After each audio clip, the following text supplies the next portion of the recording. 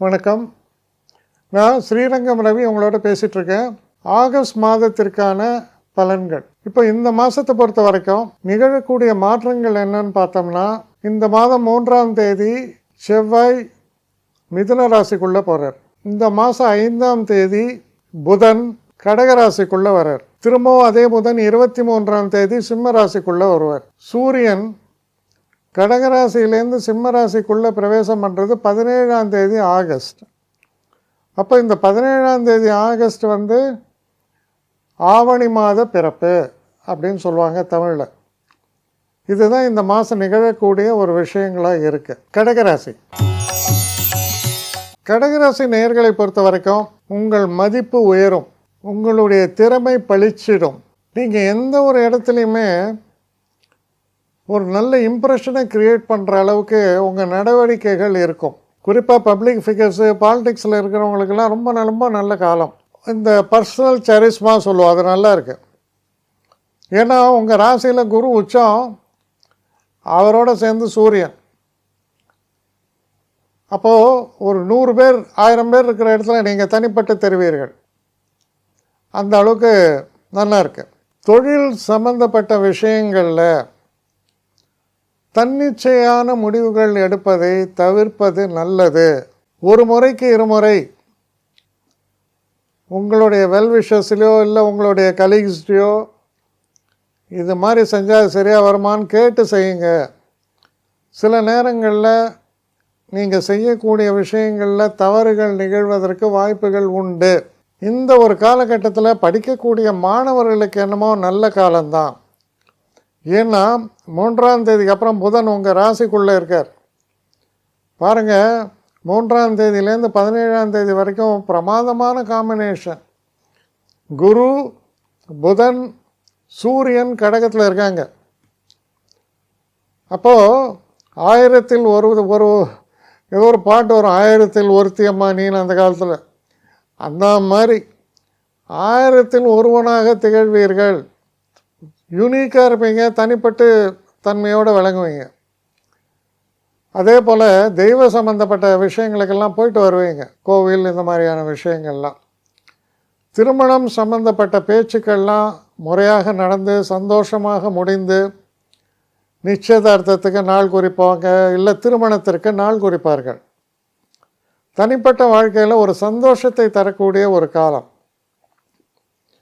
அதே போல் எதிர்பாராத சில பிரயாணங்கள்லாம் இந்த மாத மத்தியமத்தில் ஏற்படும், போயிட்டு வருவீங்க. ரொம்ப ஒரு நல்ல மாதமாக தான் இருக்குது. உங்களுடைய ஹெல்த்து பொறுத்த வரைக்கும் ஏதாவது ஒரு பிரச்சனைகள்லாம் இருந்தால் கூட அந்த ஹெல்த்து பிரச்சனை சீராகும், சரியாகும். ஆனால் வயசானவங்க, உடம்பு முடியாமல் இருக்கிறவங்க சில நேரங்களில் ஒரு பிரச்சனையில் கொஞ்சம் கூடுதல் கவனம் செலுத்த வேண்டும். அது என்ன? ஹார்ட்டு. எப்போவுமே குரு கடகத்தில் டிரான்சிட் ஆகும்போது, குரு என்றாலே கொழுப்பு சக்தின்னு சொல்லுவேன். அப்போ இந்த கொழுப்பு அடைப்பு இது மாதிரி சில விஷயங்கள், அதனால் திடீர்னு ஹார்ட் அட்டாக் இந்த மாதிரி ஏதாவது வரும். ஆனால் அது உயிரை காவு வாங்குமான, உயிருக்கு ஆபத்தாக இருக்காது. ஆனாலும் சுற்றி இருக்கிறவங்களுக்கெல்லாம் டென்ஷனை க்ரியேட் பண்ணலாம். அதில் கொஞ்சம் கவனமாக இருங்க. கொஞ்சம் ஏதாவது கொஞ்சம் வயத்தில் வலி அது இதெல்லாம் கூட நம்ம போய் செக் பண்ணிக்கணும். இது அந்த வலி தானே இந்த வலி தானேன்னு நீங்களே முடிவு பண்ணாதீங்க. கொஞ்சம் உடம்பு டயர்டாக இருந்தால் கொஞ்சம் இதெல்லாம் நான் யாருக்கு சொல்கிறேன், ஒரு 50 வயதுக்கு மேலே. ஆனால் இந்த காலத்தில் சொல்ல முடியல. முன்னாடிலாம் சொல்லுவோம் 50 வயசுக்கு மேலே, இப்போ 30 வயசுக்காரனுக்கும் வருது. கவனமாக இருங்க. இப்போ இந்த மாதத்தை பொறுத்தவரையில் இன்னொரு விஷயம் ரொம்ப கவனமாக இருக்க வேண்டியது எதுனா, வாக்கினில் கவனம் தேவை. என்ன பொசுக்குன்னு இப்படி பேசுகிறாம்பாங்க, அது மாதிரி பொசுக்குன்னு பேசிட்டு வைங்க. அதை நீங்களும் நினைக்கல, உங்கள் பேச்சை கேட்குறவனும் எதிர்பார்க்கல. அது காரணம் 2ஆம் இடத்தில் இருக்கக்கூடிய கேது. உண்மையைத்தான் பேசினீர்கள், ஆனால் சில நேரங்களில் அந்த உண்மை பலருக்கும் வலிக்கும். அப்படிப்பட்ட இடத்துல, அப்படிப்பட்ட நேரத்தில் நீங்கள் பேசிட்டு ஐயோ பேசிட்டேனேன்னு அப்புறம் யோசிக்கக்கூடாது. அதனால் வாக்கினில் கவனம் தேவை. குறிப்பாக இந்த மாதம் 4ஆம் வாரத்தில் 23ஆம் தேதி புதனும் கேதுவும் சூரியனும் 3 பேரும் அழகாக அமர்ந்துருப்பாங்க சிம்மத்தில். வாக்கு ஸ்தானாதிபதியானவர் அவர் யார்? புதன். வாக்கு காரகத்துவம் வாக்குக்கு.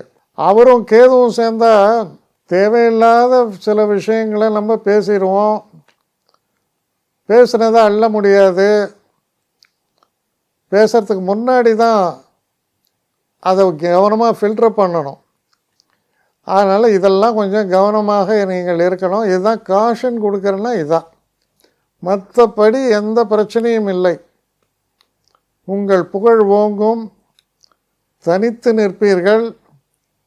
உங்கள் செயல்பாடுகள் மிக சிறப்பானது. ஒரு பெரிய அச்சீவ்மெண்ட்ஸ் எல்லாம் நீங்கள் பிளான் பண்ணிங்களா, அதெல்லாம் நடக்கக்கூடிய ஒரு மாதம், நல்ல மாதம். என்னை காண்டாக்ட் பண்ணணுன்னு நினைக்கிறவங்க srirangam.ravi1@gmail.com ஒரு முகவரிக்கு உங்களுடைய இதை அனுப்புங்க. கட்டணம் உண்டு, அதோடைய விவரங்களை நான் உங்களுக்கு அனுப்புகிறேன். ஆனால் நான் இன்றைக்கி மேல் அம்சம் இன்னும் பதில் வரலையே அப்படின்னு வருத்தப்படாதீங்க. ஏன்னா எனக்கு கொஞ்சம் பெண்டிங்கில் இருக்குது. ஒரு நாளைக்கு எவ்வளோ பேரை நான் பார்க்க முடியும்? 3 பேர் 4 பேர் மேலே என்னாலையும் பார்க்க முடியாது. ஆனால் நிறைய பேர் ஆசைப்பட்றாங்க. ஆனால் கண்டிப்பாக நான் எல்லாருக்கும் ரிப்ளை பண்ணுவேன். சில நேரங்களில் 3 to 4 வீக்ஸ் ஆகும் என்னுடைய ரிப்ளை வரத்துக்கு. ஆனால் வரும்.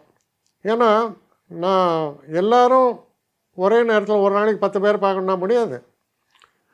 ஸோ அதை கன்சிடர் பண்ணுங்கள். நான் நிச்சயமாக ரெஸ்பாண்ட் பண்ணுவேன். இதில் இந்த கல்யாண பொருத்தங்கள் போன்ற விஷயங்களுக்கு ஓரளவுக்கு அவசரமாக பார்க்கணுன்னு நினச்சா அதுக்கு ஓரளவுக்கு ப்ரையாரிட்டியும் தரேன். அதனால் கொஞ்சம் பொறுமை காக்க வேண்டும். கொஞ்சம் டிலே ஆகிறதுக்காக என்னை மன்னிக்கணும். ஆனால் ஐ மீன் ஹெல்ப்லெஸ் சுச்சுவேஷன். அதனால தான் நிச்சயமாக ஐ வில் ரிப்ளை யூ.